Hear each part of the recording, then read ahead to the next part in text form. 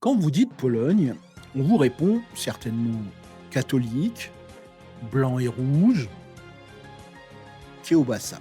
Pourtant, si vous prenez la 94 vers Katowice ou la 6 vers Gdansk, les panneaux deviennent régulièrement et de plus souvent bilingues.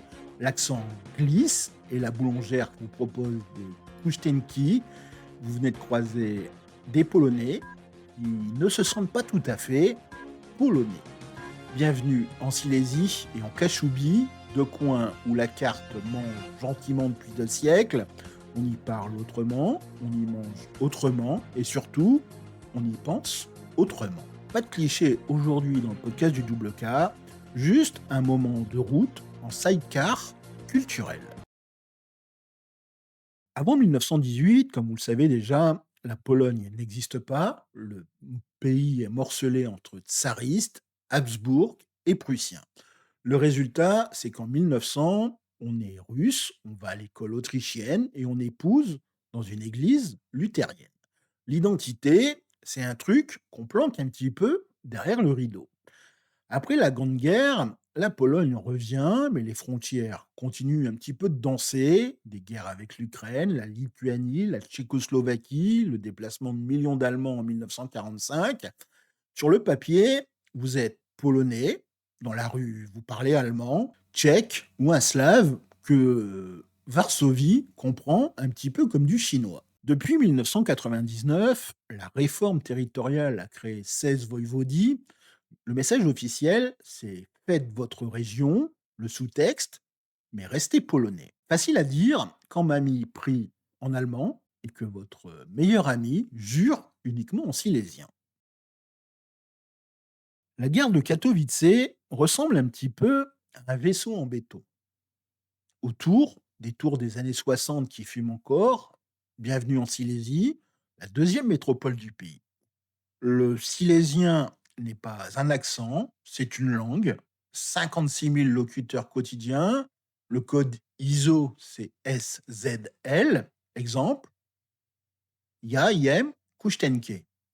Je mange un petit pain. À Cracovie, on dira jem bulkę. Même racine, autre musique. Pourquoi la Silésie a été bohémienne, autrichienne, prussienne? Chaque administration a laissé ses mots. En 1921, 60% des habitants du Haut-Silésie ont choisi l'Allemagne, 40% la Pologne. Aujourd'hui, beaucoup ont les deux passeports, polonais pour le boulot, allemand pour l'étranger et silésien pour la famille. Le charbon a aussi accéléré ce mélange. Au 19e siècle, les villages deviennent villes en 10 ans. Polonais de l'Est, Allemands de l'Ouest, Tchèques du Sud, on se comprend à l'appel plutôt qu'au dictionnaire. Le charbon, malheureusement, comme partout, va décliner, mais la culture reste. Le festival OFF à Katowice attire jusqu'à 30 000 personnes qui scandent Prześć centralisme, sans avoir mis les pieds dans une mine. L'État, il a signé une charte européenne des langues régionales en 2005. Depuis, vous pouvez demander un formulaire en silésien si vous tombez sur l'employé 2% qui connaît Schlager. Avant de poursuivre vers la Baltique, vous connaissez certainement d'autres coins où la langue change tous les 20 kilomètres.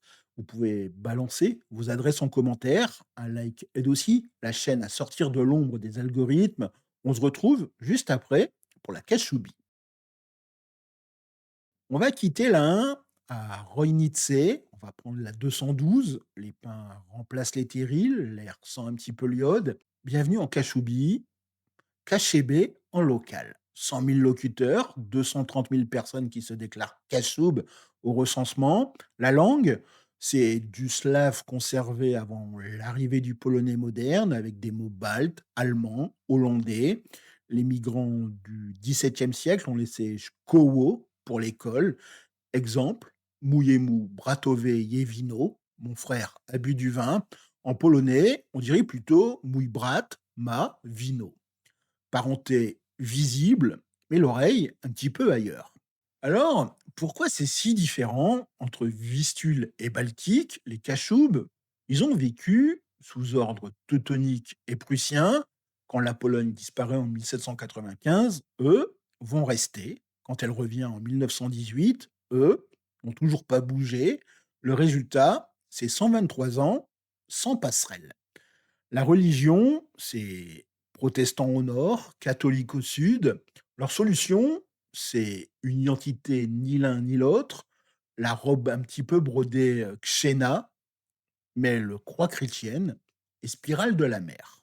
Depuis 2005, le kashoub est enseigné dans 70 écoles primaires. Le résultat, c'est des gamins de 8 ans qui conjuguent betch sans broncher, d'autres préfèrent le polonais, en disant c'est plus utile sur TikTok. Le drapeau noir, jaune, bleu, autorisé officiellement en 2012 sur la mairie de Cartouget, sur les voitures, l'autocollant Jestem Kachubon, Jestem Yemsem.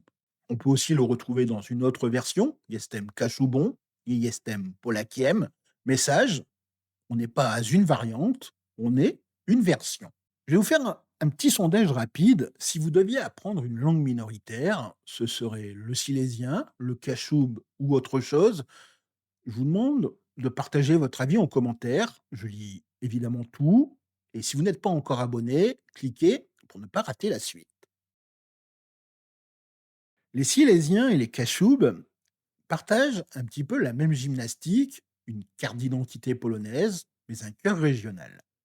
Le code switching, c'est à la maison, on se sert du dialecte, au bureau, c'est le polonais standard. Il y a donc un interrupteur mental et pas de frustration. Concernant un petit peu la vie de tous les jours, on remarque certains chiffres, notamment sur les mariages, où 60% des cachoubes épousent des cachoubes, et l'astuce pour la cérémonie bilingue, c'est glisser un billet dans l'évangile. La peur, avant tout, c'est un petit peu cette uniformisation Netflix, quand les mots régionaux disparaissent, on essaye de pirater le film et on ajoute une piste silésienne. Le copyright comme identité, c'est un match nul. Depuis 2021, le Sénat, il débat d'une loi sur les minorités. Il y a deux camps, inclure les Silésiens ou les garder sous groupe polonais. L'enjeu, c'est que le label minorité ouvre aujourd'hui un financement scolaire et des panneaux bilingues. Un nom, c'est un budget. En Kashoubi, la langue est reconnue régionale, pas nationale. Il y a donc moins de fric, moins de combats. Les élus locaux préfèrent l'autonomie culturelle à la politique identitaire. On retrouve ainsi un sondage en 2022 qui faisait part que 48% des lycéens de Gdansk voient la Kashoubi comme partie de l'âme polonaise, 32% comme nation distincte. En Silésie, c'est plus 50-50. Plus on est jeune, plus on clique sur distinct. Le futur se dessine avant tout sur Instagram et pas dans les manuels. Alors, est-ce que la Pologne est un pays uni? Oui, sur la carte, mais dès qu'on commence à zoomer, on voit un petit peu les pixels qui dansent. Silésie et Kashoubi ne sont pas des bugs, ce sont des rappels. L'identité n'est pas un bloc de granit, c'est une mosaïque qui claque au vent. Parler régional, ce n'est pas trahir la nation, c'est un petit peu compléter le tableau. Sans ces couleurs, la Pologne serait un dessin au crayon propre mais terne. La prochaine fois qu'on vous dira la Pologne, c'est catholique et c'est blanc et rouge, répondez plutôt oui, mais en noir, jaune, bleu aussi, avec un R roulé en prime. Je vous demande de partager la vidéo si elle vous a fait changer d'oreille. Abonnez-vous pour la suite et dites-moi quelle langue régionale doit recevoir la prochaine reconnaissance. Je vous dis à bientôt pour une nouvelle exploration. En attendant, je vous souhaite de passer une agréable journée. Begonia, et je vous dis à très bientôt sur le podcast du Double K. Zobaczenia.